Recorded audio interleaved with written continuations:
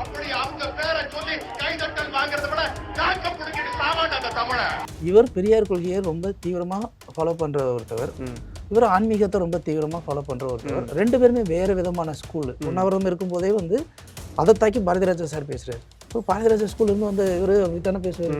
இவர் அந்த இடத்துல சேப்பாக்கம் மைதானத்தில் ஒரு பெரிய மேடையில் ஒரு நடிகனுடைய பெயரை சொன்னால் நீங்கள் கை தட்டுவீங்கன்னு தெரியும், ஆனால் நக்க போடிட்டு சாகிற மாதிரி ஒன்று பண்ணுவேன் அப்படின்னு சொல்லி ஒரு விஷயத்த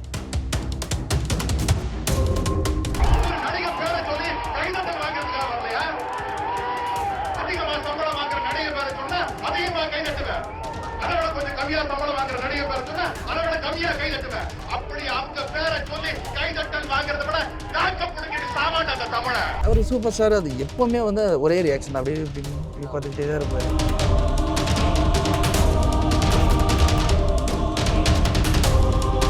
சத்யராஜ் சாராக இருக்கட்டும், சூப்பர் ஸ்டார் சாராக இருக்கட்டும், எல்லாருமே வந்து ஒரே காலகட்டங்களில் வளர்ந்து வந்து நடிகர்கள். பட் இமீடியட்லி அந்த க்ரோத் அப்படின்ற பார்க்குறப்போ சூப்பர் ஸ்டார் அவருடைய க்ரோத் வந்து இட்ஸ் வாஸ் லைக் பீக். டக்குன்னு அவர் அடுத்த சூப்பர் ஸ்டார் அந்தஸ்து எடுத்தார். டக்குன்னு படங்கள் நடிக்கிறது எல்லாமே சூப்பர் டூப்பர் ஹிட். ஸோ அந்த மாதிரியான தொழில் ரீதியான போட்டிகள் அந்த மாதிரி ரெண்டு பேர் இருக்கு. இப்போ எங்கேருந்தோ வந்து ஒருத்தர் சூப்பர் ஸ்டார் நம்ம தலையில் வச்சு கொண்டாடிட்டு இருக்கோம். நம்ம ஒரு தமிழர்கள் நம்ம யாருமே பண்ண மாட்டேங்கிறோம் அப்படிங்கிற ஒரு விஷயம் இருக்கு இல்லையா? இனிமேல் நடிகர்கள் யாரும் தமிழ்நாட்டை ஆள முடியாது அப்படிங்கிற ஒரு விஷயத்தை ஸ்ட்ராங்கான பாயிண்ட்டை கன்சிஸ்டண்ட்டாக வச்சுட்டு இருந்தார். எம்ஜிஆரை தாண்டி யாரும் அது மாதிரிலாம் மக்களை தவறவும் முடியாது, நடிகர்கள் யாரும் ஆள முடியாதுங்கிற அவருடைய கருத்தியல் ரீதியான விஷயங்களை அவர் வச்சுக்கிட்டு தான் இருந்தார். அதே கூலி ஆடியோ லான்ச்சில் விஜய் வந்து தவிர்க்கப்படுறாரு அப்படின்ற ஒரு வருது. ஏன்னா எல்லாருமே லோகேஷ் அவர்களுடைய படங்கள் பற்றி பேசுகிறப்போ மாஸ்டர் அண்ட் லியோ பற்றி யாருமே பேசலை. லிட்ரலி அதை அப்படியே எவேட் பண்ணுறாங்க. விக்ரம் பார்த்தோன்றாங்க, மாநகரம் பார்த்தோன்றாங்க, கைதி பார்த்தோன்றாங்க. பட் இது வந்து பர்பஸ்ஃபுல்லாக நடந்த ஒன்றா இல்லை இது வந்து எதர்ச்சியாக நடந்ததா? நீங்கள் எப்படி பார்க்குறீங்க? அது தவிர்க்கப்பட வேண்டிய ஒரு விஷயம். எதனால அப்படின்னா,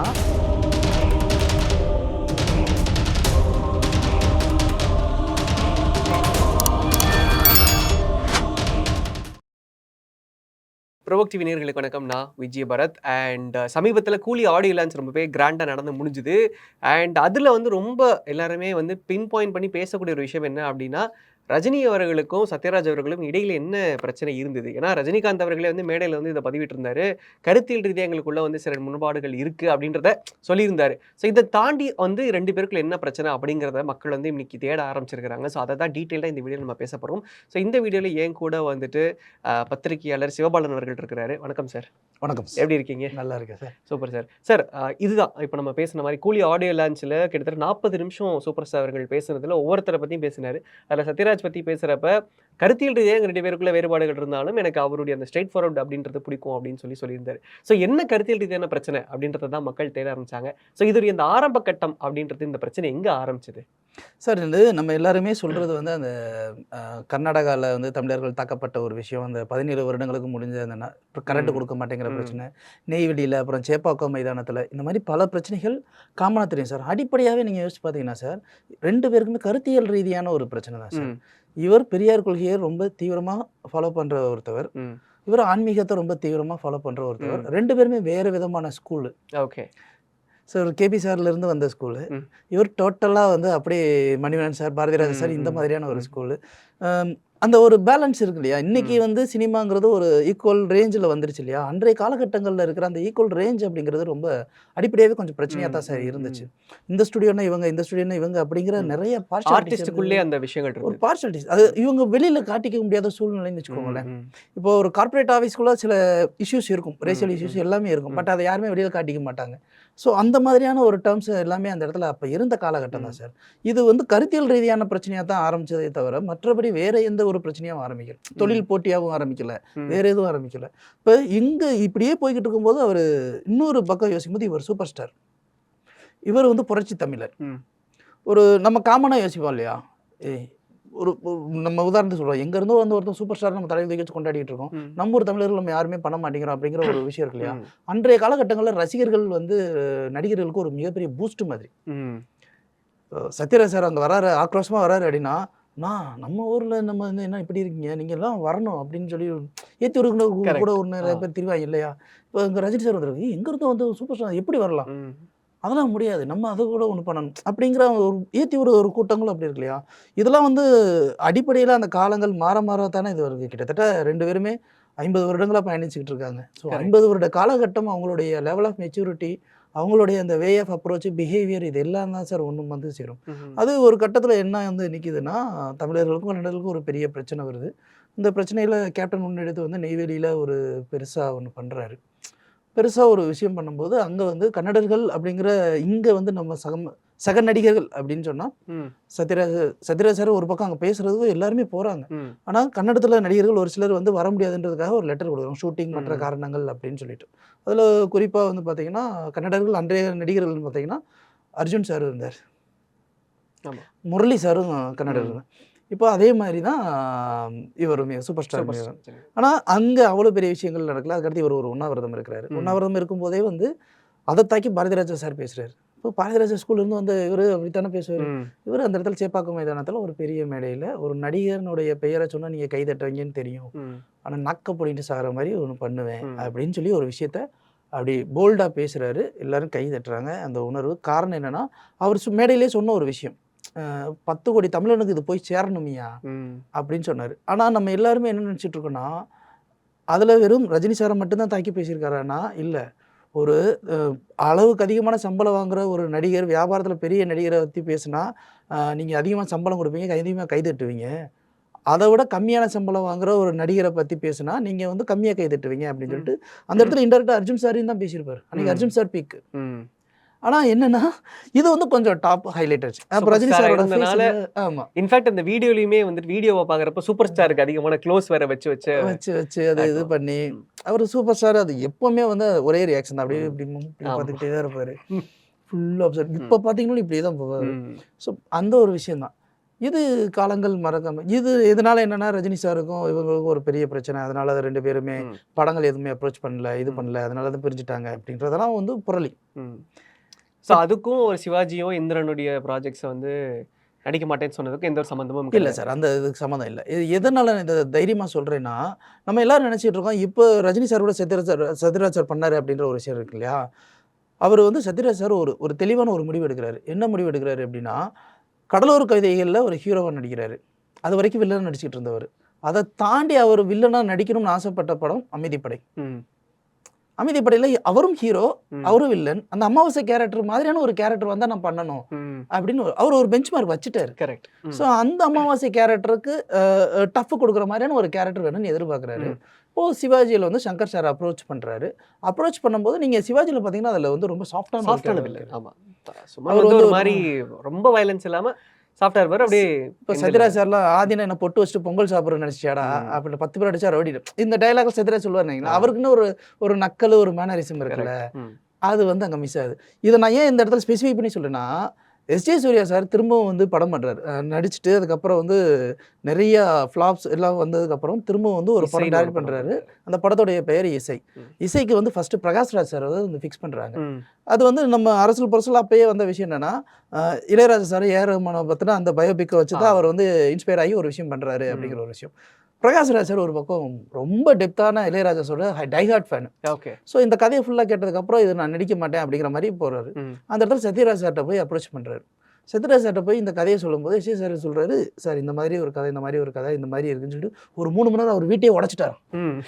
உடச்சி எரிஞ்சு எல்லாத்தையும் சொல்லி முடிச்சதுக்கப்புறம் நான் பண்ணுறேன், வீட்டை மட்டும் உடைக்காதீங்க, நான் பண்ணுறேன் சூர்யா, நீங்கள் தயவுசெய்து உடச்சிடாதீங்க அப்படின்னு சொல்லி வந்து நடிச்சிருக்காரு. இது அவரே தான் இன்டர்வியூலையும் சொன்னார். காஃபி வித் டீல அவரே தான் சொல்கிறார். இந்த மாதிரி வந்து எல்லாமே சொன்னார். அங்கே நான் சிவாஜி படத்தில் கூட நடிக்க ஒத்துக்கல, ஆனால் இந்த படத்தில் ஏன் நடிக்க ஒத்துக்கிட்டேன் அப்படின்னா, இந்த கேரக்டரோட வெயிட்டேஜ், நான் அமைதிப்படைக்கு அப்புறம் அது மாதிரி ஒரு வில்லன் ரோல் வந்தால் நான் பண்ணுறேன், இல்லைன்னா பண்ணக்கூடாதுன்றதுல தெளிவாக இருந்தேன். அந்த மாதிரி ஒரு வில்லன் ரோல் வந்துச்சு, அதனால நான் பண்ணிட்டேன் அப்படின்றாரு. இதில் எங்கே ரஜினி சார் உள்ள வந்தார், எங்கே பிரச்சனை வந்துச்சு சொல்லுங்கள்? இல்லை. அதே மாதிரி வந்து அந்த ப்ரொஃபஸர் கோரா கேரக்டர் ஒன்று இருக்கு இல்லையா, ஆமாம், அது எந்திரனுக்கு கூப்பிட்டுருக்காங்க. சார் கொஞ்சம் யோசிச்சு பாருங்க, நம்மளால எப்படி ஒன்று டாம் ஜெய்ஜாண்டிக்கான ஒரு பாடியை கூப்பிட்டு வச்சுட்டு ப்ரொஃபஸர் கோரா கேரக்டரில் வந்து நீங்கள் அதை பண்ணுங்க அப்படின்னா அது ரொம்ப சாஃப்டான கேரக்டர் எப்படி அதே சங்கர் சார்ட்ட நண்பன் படத்துக்கு பண்ணார்ல, கண்டிப்பா வைரஸ் கேரக்டர் ஏன் நிக்கிச்சு. ஸோ அவருக்கு ஒரு சத்யராஜ் சாரோட ஸ்டாண்டர்ட் ஒன்று அவர் செட் பண்ணியிருக்காரு, எனக்கு இந்த மாதிரியான கேரக்டர்ஸ் அவரோட ஐடென்டிட்டின்னு ஒன்று இருக்கு இல்லையா. ஸோ இதுதான் அங்கே ரீசன். இப்போ இந்த மெத்தட்லாம் எல்லாத்தையும் மாறி நீங்கள் வந்து புதுசாக உள்ள வர முடியும். இங்கே ஏன் கூலியில் நடித்தார் அப்படின்னு கேட்டிங்கன்னா, ஒரு மேடையில் பேசும்போது நண்பனுக்காக நான் ஒன்று பண்ணுறேன் அப்படிங்கிற மாதிரி ஒரு விஷயம் வந்து சொல்கிறாரு இல்லையா. ஆக்சுவலாக நான் என்னோட ஆஸ்பெக்டில் எப்படி பார்க்குறேன்னா, சத்யராஜ் சார் முன்னாடி வரும் தமிழ் படத்தை தாண்டி வேற எங்கேயும் நடிக்க மாட்டார். அன்றைய காலகட்டங்களில் ரொம்ப பெருமையாக பேசிக்கிட்டு இருந்த 2 நடிகர்கள் யாருன்னா, ஒன்று புரட்சி கலைஞர் விஜயகாந்த், இன்னொன்று வந்து புரட்சி தமிழன் சத்யராஜ். இவங்க 2 பேரும் மட்டும்தான் தமிழ்நாட்டில் தமிழ் சினிமாவை தாண்டி வேற எந்த மொழி படங்களையும் நடிக்காத நடிகர்கள் அப்படின்னு சொல்லிட்டு கடைசி வரையும் விஜயகாந்த் சார் அதை மெயின்டைன் பண்ணிட்டார். இவருக்கு இடையில மார்க்கெட்டை அடி வாங்குது, டல் ஆகுது, ஹீரோ எல்லாமே டவுன் ஆகுது, டோட்டலாக போகுது, எதுவுமே இல்லை அப்படின்னதுக்கப்புறம் திரும்பவும் ஷாருக்கான் அங்கே சென்னை எக்ஸ்பிரஸ் படத்தில் நடிக்க கூப்பிட்றாரு, அங்கங்கே பக்கத்தில் எல்லாருமே நடிக்க கூப்பிட்றாங்க. ஸோ அவருக்குன்னு ஒரு வெயிட்டேஜ் வருது. அப்புறம் பாகுபலியில் ஒரு கட்டப்பா கேரக்டரில் வந்து தனியாக தெரிகிறாரு. அப்புறம் எல்லா லாங்குவேஜ்லையுமே அவர் நடிக்க ஆரம்பிக்கிறாரு. அது வரைக்கும் அவர் வந்து நான் தமிழ் படங்களை தாண்டி வேறு ஒன்றும் நடிக்க மாட்டேன் அப்படின்னு சொல்லிக்கிட்டு இருந்த ஒரு நடிகர் எல்லா மொழிகளையும் வருதுன்னு அவரே மேடையில் பேசினார். மொரோவர் அது பேன் இண்டியாவுடைய ரீச்சாக இப்போ மாறி இருக்கு இல்லையா? அது ரீச்சாக மாறிடுச்சு. அதுக்கப்புறம் சத்யராஜ் சார் இப்போ எல்லா லாங்குவேஜ்லையும் தெரிகிற அளவுக்கு ஒரு நடிகராக மாறிட்டார். இப்போ நீங்கள் வந்து அதே ஒரு கொள்கை கோட்பாடுன்னு ஒன்று பிடிச்சு வச்சுக்கிட்டு இருக்க முடியாது இல்லையா? காலத்துக்கு ஏற்றாப்புல தன்னை தகவமைத்துக் கொள்பவன் தானே சிறந்த நடிகன். கண்டிப்பாக கண்டிப்பாக. ஸோ அந்த இடத்துல அவர் வந்து மாறிட்டார். இப்போ ரஜினி சார் கூட நடிக்க கூடும்போது லோகேஷ் அவர் ஒரு கதையை கன்வின்ஸ் பண்ணுறாரு, சொல்கிறாரு. கண்டிப்பாக அதில் வந்து சத்யராஜ் சாருக்கு ஒரு ட்விஸ்ட் இல்லாமலாம் வந்து ஓகே சொல்லியிருக்க மாட்டார். அது ஒரு ட்விஸ்ட் வந்து ஒரு சீக்ரெசியாக இருக்கும். மேபி ஃபைனலி வந்து எல்லாத்தையும் விட வில்லனே இவர்தாயா அப்படின்னு கூட சொல்லலாம். சரிங்களா? ஏதோ ஒரு சர்ப்ரைசிங் எலமெண்ட் இல்லாமல் சத்யராஜ் சார் சும்மா வந்து அடி வாங்கிட்டு போகிற ஆள் கிடையாது. கண்டிப்பாக அதுக்கு ஏதாவது ஒரு அந்த ரோலுக்கு வந்து ஏதாவது வந்து ஜஸ்டிஃபை பண்ணுற மாதிரியான ஒரு வெயிட்டேஜ் அதில் இருக்கும். அதுக்காக அவர் ஓகே சொல்லியிருப்பாரே தவிர சில விஷயங்களை வந்து மேடையில் சொல்லிட முடியாது இல்லையா? அதனால வந்து படத்தில் வந்து பார்க்கும்போது அந்த சர்ப்ரைஸ் வந்து நல்லா இருக்கும் இல்லையா? ஸோ மேபி அதில் சத்யராஜ் சார் கூட ஒரு வில்லன் ரோல் ஃபைனலாக கூட தெரிய வரலாம். அதுக்காக கூட வந்து அந்த சர்ப்ரைசிங் எலமெண்ட்டை உள்ளே வச்சுட்டு சீக்ரெட்ஸாக ஒன்று பண்ணியிருக்கலாம். ஸோ அப்படித்தான் நான் பார்க்குறேன். ஸோ அந்த ஈக்குவல் வெயிட்டேஜ் தான் மெயின். ஏன்னா சில இடங்களில் நம்ம பார்க்குறப்போ சத்யராஜ் சாராக இருக்கட்டும், சூப்பர் ஸ்டார் சாராக இருக்கட்டும், எல்லாருமே வந்து ஒரே காலகட்டங்களில் வளர்ந்து வந்த நடிகர்கள்.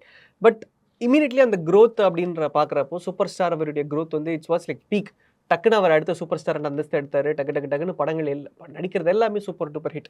ஸோ அந்த மாதிரியான தொழில் ரீதியான போட்டிகள் அந்த மாதிரி 2 பேருக்கு இல்லை சார். அதாவது இப்போ சூப்பர் ஸ்டார் வந்து டப்புன்னு அடுத்து வந்தார்னா சூப்பர் ஸ்டாரோடைய ஒரு யூனிக் ஸ்டைல் என்ன அப்படின்னா அவரோட style, mannerism, hair style and dusky skin. 2வது வந்து என்னென்னா அவர் வந்து வெறும் தமிழில் மட்டும் நடிக்கலை. ஸோ அவர் கிடைக்க ஹாலிவுட் வரைக்கும் அவர் நடிச்சுக்கிட்டு தான் இருந்தார். அதே மாதிரி அவர் வந்து பேசிக்காக என்ன தெரியுமா, அந்த சோம்பேறித்தனம் உட்காரவே இல்லை. எங்கே சான்ஸ் கிடைக்கிறதுனாலும் போய் நடிச்சுக்கிட்டே இருந்தார். ஸோ அவருடைய முயற்சி அது. இப்போ இது சத்யராஜ் சார் நீங்கள் எடுத்துக்கோங்களேன். சத்யராஜ் சாரோடைய ஃபேன்ஸ்லாம் வந்து வேறு லெவலு. தகடுங்கிறது எல்லாமே வந்து அவருடைய யூனிக்னஸில் வந்து அவருக்கு இன்னும் அந்த ஃபேன் ஃபாலோவர்ஸ் இருந்துக்கிட்டே தான் இருந்தாங்க. அது டெவலப் ஆகிட்டே இருந்தாங்க. பட் அவர் தமிழை தாண்டி நடிக்க மாட்டேன் அப்படிங்கிற ஒரு ஒரு ஸ்ட்ராட்டஜிலே அவர் இருந்தார். அந்த ஒரு கட்டமைப்பிலே அவர் இருந்ததுனால அடுத்து வேறு எந்த லாங்குவேஜ்லையுமே அவர் நடிக்கலை. ஸோ அதுதான் ஒரு ரீசனாக இருக்குமே தவிர வேறு எதுவும் கிடையாது. ஏன்னா அவருமே வந்து ஈக்குவலண்ட்டான ஒரு ஆக்டர் தான். எல்லா ரோலுமே பண்ணிகிட்டு இருந்த ஒருத்தவர் தான். கிட்டத்தட்ட எல்லாமே இருந்தது. ஸோ இவர் ரேபிடாக வளர்ந்ததுக்கும் இவருக்கும் வந்து எப்போவுமே கருத்தியல் ரீதியான பிரச்சனையாக தான் இருக்குமே தவிர தொழில் போட்டிங்கிறது ஒரு காலத்துலேயும் இருந்ததே கிடையாது. காரணம் என்னென்னா இவர் இங்கேயே ஸ்டேபிள் ஆகிட்டார், அங்கேயே இருந்து. இப்போ அதனால தான் அவருடைய அன்னைக்கு அந்த பிரச்சனையுமே பெரிய பிரச்சனையாக இருந்ததே தவிர வேறு எந்த காரணமும் அங்கே கிடையாது. இன்ஃபேக்ட் இப்போ சத்யராஜ் சார் வந்து ரொம்ப ஸ்ட்ரெயிட் ஃபார்வர்டான ஒரு கேரக்டர். மனசில் பட்டதை டக்குன்னு வெளியே சொல்லிட்டுறாரு. 90s காலகட்டங்களில் சத்யராஜ் சார் வந்து தன்னுடைய கரியரில் பீக்கில் இருந்தார். பட் அந்த 2000லேருந்து 2010, 15 சம்மர் க்ளோஸ் வரைக்கும் சத்யராஜ் சாரோட மார்க்கெட்டே இல்லை. அதுக்கப்புறம் நீங்கள் சொன்ன மாதிரி அவருடைய படங்கள் வேறு லாங்குவேஜஸில் படம் சென்னை எக்ஸ்பிரஸ் பண்ணுறாரு. பாகுபலிக்கு அப்புறம் திரும்ப சத்யராஜ் சாரோட மார்க்கெட் அப்படின்றது மேலே வருது. ஸோ இந்த இடைப்பட்ட கேப்பில் சத்யராஜ் சார் அப்படின்றவர் வந்து காணாமல் போனதுக்கான காரணம் வந்து அவர் ரொம்ப ஸ்ட்ரைட் ஃபார்வர்டாக இருக்கிறதா, இல்லை நீங்கள் என்ன முடிவெடுக்கிறதுக்கு ஒரு தயக்கம் தான் சார். ஒரு ஹீரோவே நடிச்சுட்டு திடீர்னு ஒரு மனிதன் வந்து ஏதாவது கெஸ்ட் ரோல், கேரக்டர் ரோல் அப்படின்னும் போது அவ்வளோ சீக்கிரத்தில் முடிவெடுக்க முடியாது இல்லையா? அதேமாதிரி அவருக்குன்னு அவருடைய படங்கள்லாம் எடுத்து பார்த்தீங்கன்னா என்னமோ நீங்கள் வித்தியாசமான நிறைய படங்கள் பார்க்கலாம். பங்காளி படத்தை நீங்கள் இப்போ போய் டிவியில் போய் பாருங்கள், விழுந்து சிரிப்பாங்க. வால்டர் வெற்றிவேல் படத்தை பாருங்கள், ரசிப்பாங்க. ஸோ இப்படி நிறைய படங்கள் பண்ணிக்கிட்டு இருந்த ஒரு மனிதர் திடீர்னு காணாமல் போயிறாரு. அவருக்கு மிகப்பெரிய பேக் போனாக இருந்தவர் கவுண்டமணி சார். அவங்க 2 பேரும் எனக்கு தெரிஞ்சு கடைசியாக சேர்ந்து நடித்த படம் தங்கம்னு நினைக்கிறேன். அந்த படமே அட்டர் ஃப்ளாப்பு. அதுக்கப்புறம் அவங்க யாரையுமே காணும். ஏன்னா அவருக்கும் உடம்பு சரியில்லாமல் போகுது, இவருக்கும் அந்த சேம் டியூரேஷனில் எல்லாமே இருக்குது. அதே மாதிரி மணிவண்ணன் சாருக்கும் கொஞ்சம் உடம்பு சரியில்லாமல் போகுது. ஒரு எப்படின்னா ஒரு க்ளோஸ் ரிலேஷன்ஸில் இருந்தவங்க திடீர்னு எதுவுமே இல்லைன்னு போது அவங்களுக்கு அடுத்து என்ன பண்ணுறதுன்னு தெரியாது. ரொம்ப நாளாகவே கம்ஃபர்ட் ஜோன்லேயே அடுத்து அப்படின்னு சொல்லி போனவங்களுக்கு திடீர்னு அது ஒரு கை உடைஞ்ச மாதிரி தான் இல்லையா?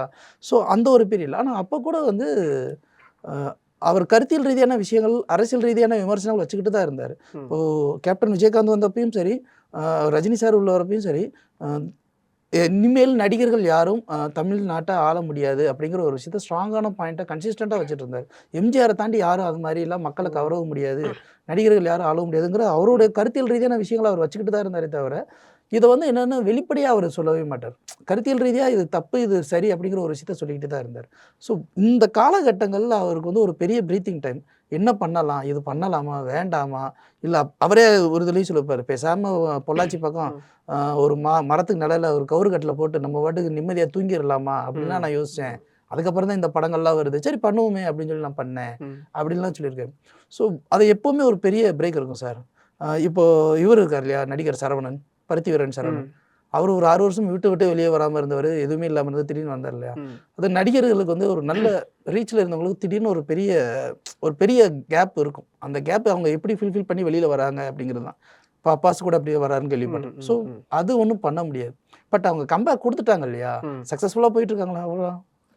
Okay sir. ஸோ இதெல்லாம் தாண்டி கடைசியாக ஒரே ஒரு பாயிண்ட் என்ன அப்படின்னா, அதே கூலி ஆடியோ லான்ச்சில் விஜய் வந்து தவிர்க்கப்படுறாரு அப்படின்ற ஒரு வருது. ஏன்னா எல்லாருமே லோகேஷ் அவர்களுடைய படங்கள் பற்றி பேசுகிறப்போ மாஸ்டர் அண்ட் லியோ பற்றி யாருமே பேசலை. லிட்ரலி அதை அப்படியே எவேட் பண்ணுறாங்க. விக்ரம் பார்த்தோன்றாங்க, மாநகரம் பார்த்தோன்றாங்க, கைதி பார்த்தோன்றாங்க. பட் இது வந்து பர்பஸ்ஃபுல்லாக நடந்த ஒன்றா, இல்லை இது வந்து எதர்ச்சியாக நடந்ததா, நீங்கள் எப்படி பார்க்குறீங்க சார்? அது நாகரிகம் சார். இப்போது அது தவிர்க்கப்பட வேண்டிய ஒரு விஷயம்.